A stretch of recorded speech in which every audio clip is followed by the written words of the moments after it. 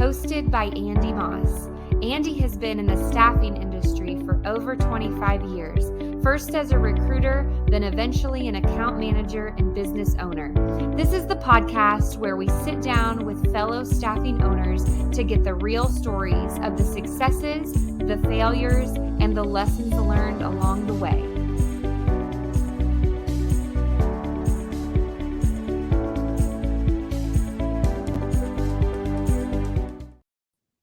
Welcome back to Staffing Stories. I'm your host, Andy Moss, and we're continuing kind of our discovery of different things our staffing and recruiting agencies work around and need help with. Last week, we talked about the back office. I keep getting asked to talk more about sales, so I asked my buddy, Matt Dichter, to come on. He is the VP of Sales with Staffing Engine. I know you've heard his name, you've seen his face on LinkedIn, but you may not know Matt, but I said, who else to come on and talk about sales? Glad to be here. Thanks for having me on, Andy. Yeah, this was positioned as a conversation like you'd have over a beer. It's only it's only 9 o'clock here on the West Coast, so it's probably too early for that, but looking forward to the conversation. Well, good. Well, let's jump right into it. Why don't you introduce yourself, cursory, then we'll dive into a little bit how you got to where you're at. Yeah, so really my entry point into staffing and recruiting began with joining the team at Bullhorn. I'm sure we'll talk a little bit more about how I got there in the first place, but worked there for 9 years, starting at the ground level, inside sales, grinding that out, ultimately moving into a field sales role in the New England territory, had a lot of success there. Bullhorn ultimately moved me out to the West Coast about 7 years ago now. So I moved to Los Angeles, worked in that territory. And by the time I left, I was running national accounts and lower enterprise accounts everywhere west of the Mississippi, in what Bullhorn calls their national accounts area. So had a lot of success there. And then about 2.5 years ago, Ted Guggenheim, who's the former founder of TextUs and now Staffing Engine, made a really compelling offer for me to come join his team and be a part of a startup. I was employee number 6 at Staffing Engine. We're now 15 full-time employees and really starting to grow the team. So it's been fun. Very different, but fun. We're going to kind of wind back here. So where'd you grow up? How did you get into the Bull? Yes. Let's talk before that, then we'll kind of progress our way through. I grew up south of Boston in Foxborough. So for any Pats fans that are listening, my parents and my brother and his wife actually still live about 10 minutes from Gillette Stadium. So I like going back there in the summertime. Graduated from around there, went to college at Penn State. And upon graduating Penn State after a very fun 4 years, like many people in 2009, there wasn't a ton of opportunity. Really had no idea what I was going to do next. Started serving and bartending actually at a steak and seafood restaurant at Gillette Stadium. And while I was there, I had a friend who helped get me into a outsourced business development company called AG Salesworks. And AG was really where was my first exposure to sales and marketing in the business world. I actually sold B2C Javalia coffee when I was at Penn State. And, once you sell home delivered coffee and you're calling people at 6 p.m. at night while they're eating dinner, you get told no an awful lot. And so I was very enthusiastic about moving more into the B2B side of things, where the worst thing that they can do is hang up on you. And I got really good cold call training in business development, outbound business development training while I was at AG. Go ahead. I'll pause for a second. Did you always know you wanted to do something in sales? Because like when I came out of college, I didn't know, what I wanted to do. I had to sneak into interviews at the college just to get a chance. So here's the funny thing. I knew I was social and I knew I liked, when you work in a restaurant, you learn really good customer service skills. I still love, to hire and refer people who have that background, because you deal with a lot of people and a lot of bad complaints, and you have to know how to manage their expectations. And a lot of that does carry over well to a sales career. I had no idea what I was doing when I went to AG. I had a really good in there. And I learned about how to reach out to folks, be value driven rather than product driven, learn how to keep people on the phone. It's not just, extroverts that excel in sales. I've worked with a lot of really good introverted people too that are much more tactical in their approach. But I didn't know until I started making a lot of calls and having really good conversations and opening the door, that this is what I really wanted to do. But I did enjoy it. I enjoyed researching about companies I was going to call. I enjoyed finding tidbits that I could tie to my value prop. I always enjoyed the conversations. Had some really good mentors at AG. And it's funny, Bullhorn was one of the accounts that we prospected into. And at the time, Bullhorn wasn't a really great fit for outsourced biz dev services. Their average sales ticket was much smaller than what it is now. It was more of a transactional sale back then. So while they couldn't use our services, I was really persistent in my reach out to their sales team, and they really liked that. And so they actually brought me in for an interview and hired me away. And then I saw that's how I got into Bullhorn. Really had no idea about the staffing and recruiting industry, but was eager to jump in and learn about it. And Bullhorn was a growing company in Boston at the time, so helped me move into the city and work there. So to answer your question, I guess that was kind of long-winded. I didn't know I wanted to be in sales until I really started to excel at it, and then I knew I had found my profession.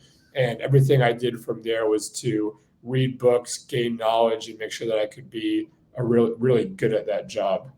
Well, you've seen it being from '07, like sales back then for us was really, internet based, but not to the extent it is now with LinkedIn and with Zoom info and stuff. You really had some core training and development, like I probably did, that factors in these days that sometimes we just don't get with individuals we hire.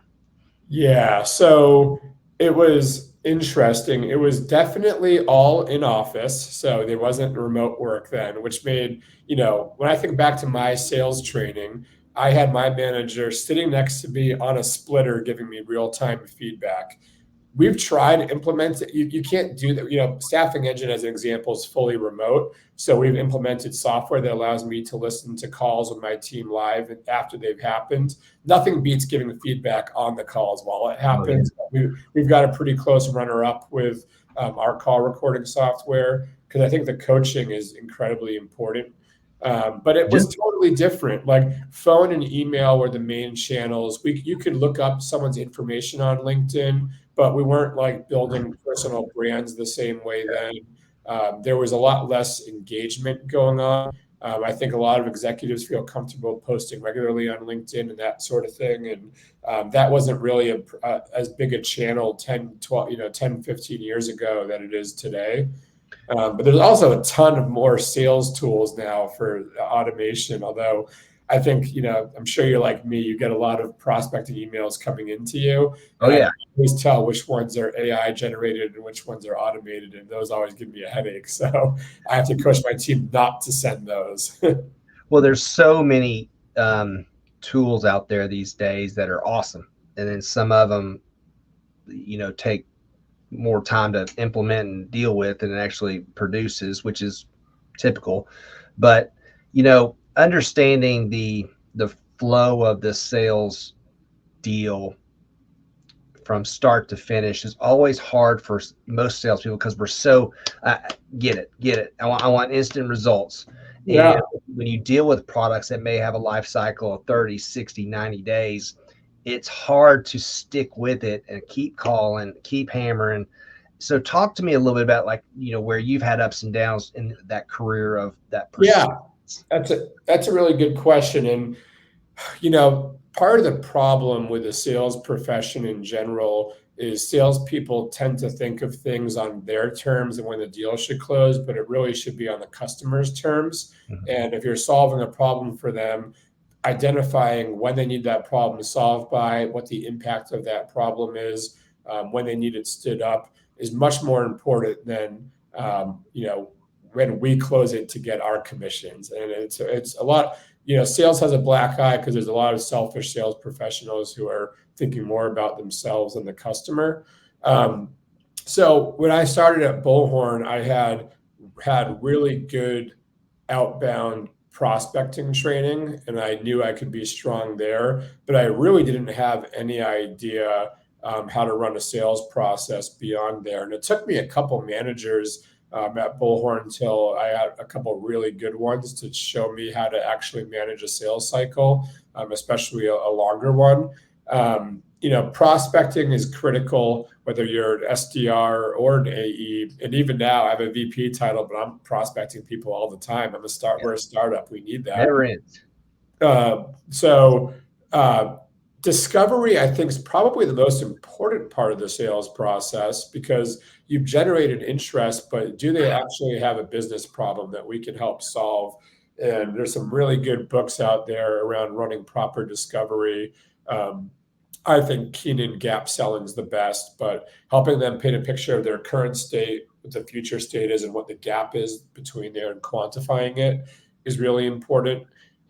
Then you present a solution during the demo cycle that highlights exactly how you can solve the problems that you elicited during the discovery. And from there, strong negotiation, proposal, and working it to close. Those are all important parts of the process. And if you're a enterprise level executive, or even like a mid-market or small executive, you really need to be an expert in all of those things, from the initial opening to deep discovery to demoing to proposal, negotiation, and close. They're all very nuanced. They all have skills that are trainable.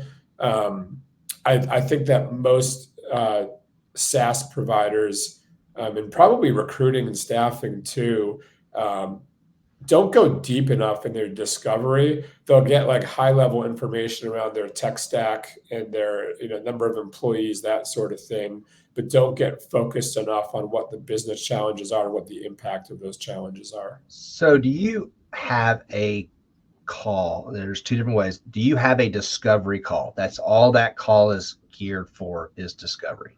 Yeah, we try to. I was just on a call with someone yesterday who really wanted to see a demo. We've talked to him a couple of times in the past. So we'll run what I call a demo discovery, where we ask a couple questions along the way and then show a pointed solution that can help solve that as more of a teaser.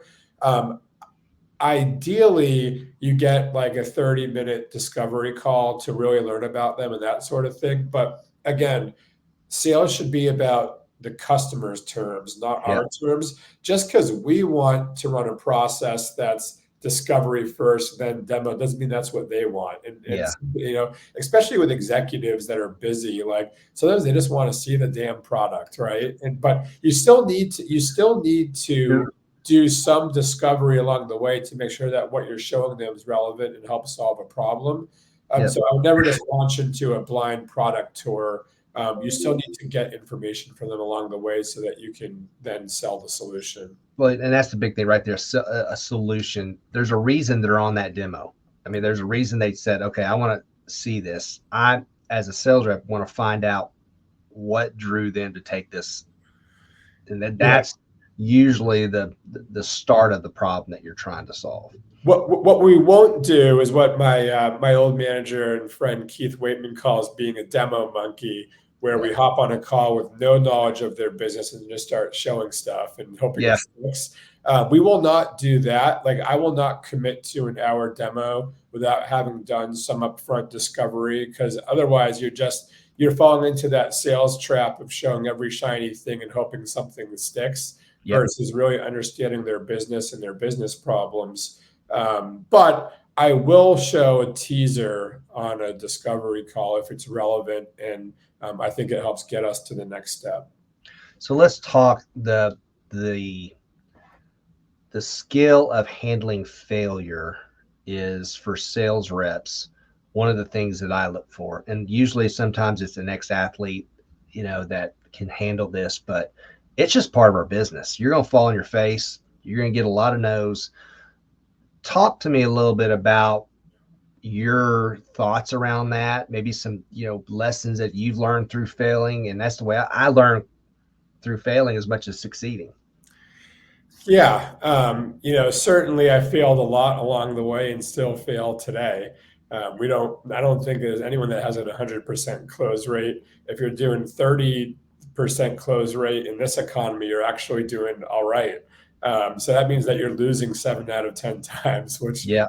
which hurts, right? But even the best are at a 40 to 50%, which means you're losing half the time. So there's been plenty of failure along the way, plenty of times where I didn't involve enough people. Because you might have, I've been part of deals where it was a 6 to 12 month sales cycle, and our champion leaves 2 months before we're projecting it to close. And when you're single threaded like that rather than multi-threaded with multiple points of contact, and really knowing their business and different priorities for different people, if someone that was your point person leaves, that can just kill the whole thing. That's happened before. There's just so many things that can happen that are out of your control, but you can do things that will put you in a good position to adapt to them when they happen. I've been part of sales cycles where we won the deal, then the implementation went sideways with people that I built a lot of trust with. Because sometimes, as a salesperson, you're told to sell certain things, but then the company can't deliver on it, or your partner can't deliver on it. And that's happened to me before. The most important thing is when those things happen, you have to shrug it off. Yeah. You have to learn from it, and then you have to make sure you don't do it again. Because us humans are creatures of habit. And if you just don't learn from it and keep doing the same thing over and over, it's going to be a really hard profession for you to be in. Well, you're going to get hit in the chops as part of it. And I think most sales reps, they say they understand that, but when it happens, it's like, pick yourself up, let's go. But, with your career, you've started entry-level sales, then you're trained really well, then you probably had frontline manager, but now you're leading sales teams. That's a progression most people want to make. I don't want to be a sales guy all my career, but I want to get into management and managing others. How was that transition for you? Were you a good manager out of the gate? So I went from being at Bullhorn, I was a total individual contributor. Yes, we worked deals on a team where I had a manager and a solutions consultant and other resources, but I was just carrying a quota for myself. When I moved to staffing engine, and again, I'm employee number 6, I got a VP title, but I was really just an individual contributor at the start. However, we identified really quickly that we wanted to build out the sales team first with an SDR, business development rep function, but then also, we just brought on Austin Steele from Daxtra, who is a really successful AE there.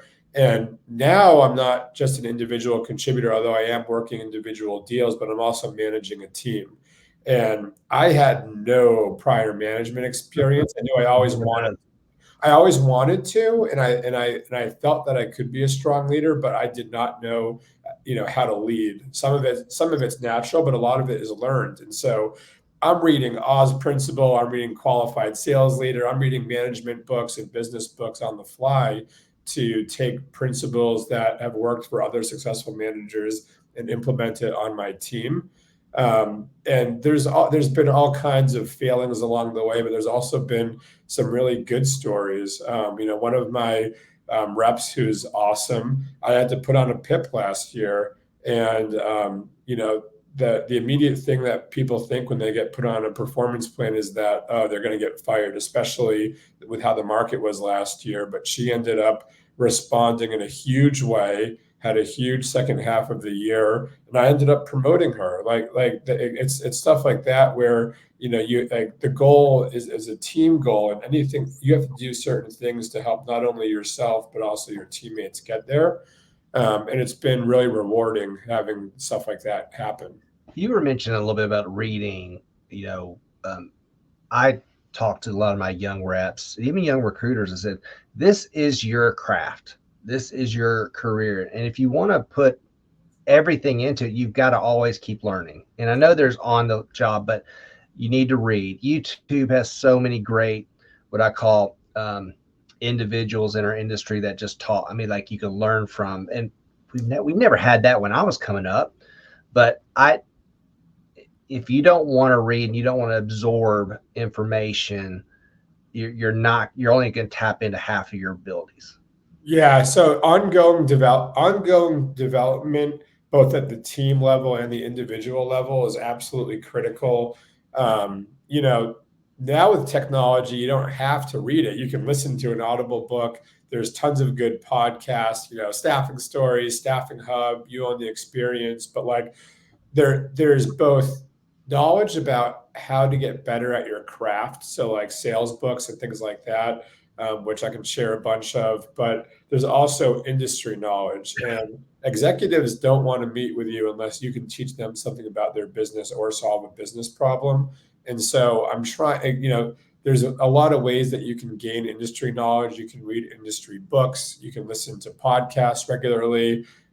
You know, I'll just say it, Chat GPT and generative AI is a great way where you can plug in, you know, a persona. So VP of marketing at a staffing industry, what are their top priorities? What are their biggest pain points? And then, you know, craft that into a reach out. Like generative AI is going to put a lot of information at the fingertips of people very quickly. It's not just a tool that can generate tasks, that can also generate information, role playing, things like that. So I don't think, my opinion, I don't think AI will replace sales, what we do. I think there with AI, Chat GPT are going to be unbelievable, you know, scalpels in the hands of the sales guys and girls. And so what are your thoughts when you see yeah, I Chat can GPT? tell you that the popular opinion that you hear everywhere is it's not going to replace people, it's just going to aid them. But what I would say, and I was listening to a sales podcast with John Barrows, who's a local Boston guy, and he's a big sales industry leader. It has the potential to replace your C players, Yeah. and Oh yeah. your top of funnel functions. It can also make your B players into A players and make your A players more productive than they've ever been. So it has the potential to replace reps who don't take advantage of it. It's not a human replacement, but we all know how some old school salespeople and recruiters fail to adopt technology, and they want to work their way on spreadsheets and that sort of thing. And that's fine if you've built a huge book of business up over the years. But if you're a newer rep and you're not leveraging AI and automation tools, and there's another rep who gets hired who is, then that other rep's going to get left in the dust because they're competing with someone who's using all these tools at their fingertips. And you know, there's the opportunity to go from 25% relationship building, 75% task management, to the flipping it and being 75% relationship building with AI doing most of the task management. And that person's going to be a whole hell of a lot more productive than the person who's not using it. Well, this has all been great information specifically around sales. I got, so what excites you about Staffing Engine going into 2024? I mean, what are some highlights? Yeah. Things? There's a lot of cool things that we're doing that have the opportunity to show some serious return. Our flagship solution was our AI chatbot digital assistant, that is more candidate client driven. So enrich the candidate experience, get them routed to the right person as quickly as possible. But in the same side of what you're asking about sales, I feel like over the years, and you'll appreciate this from the 3D IQ standpoint, most recruiting tools have been focused really on the candidate experience. And right now, where a lot of agencies are hurting, especially in professional recruitment, is on the client side, the business development. There's not enough recs. And so a lot of what we're building for that we've already done for internal recruiter productivity, we're going to be building out for internal sales productivity, and doing things like tying OpenAI and GPT into Bullhorn records to accomplish sales tasks very quickly, like give me account intelligence, write me an email, give me a list of discovery questions to ask, and that sort of thing. So we know that there's a big market for sales tools that can help out, and we want to be a part of that. That's sounds like a great plan to me.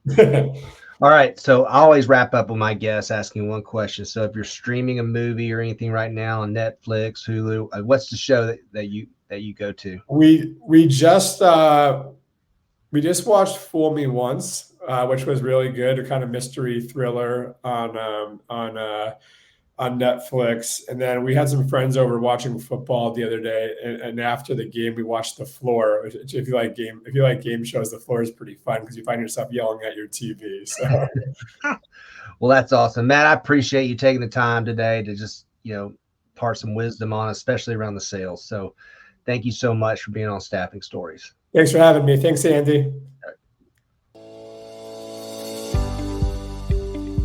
Thanks for tuning into the episode. Staffing Stories is brought to you by 3D-IQ. We are the future of staffing sales. Our solutions are designed to supercharge your sales and 3x placements, all without ever leaving Bullhorn. Direct market, deliver talent, and drive sales with our all-in-one tool designed for the modern recruiter. Visit 3diq.com/stories to learn more. Find Staffing Stories on LinkedIn, YouTube, or wherever you listen to podcasts.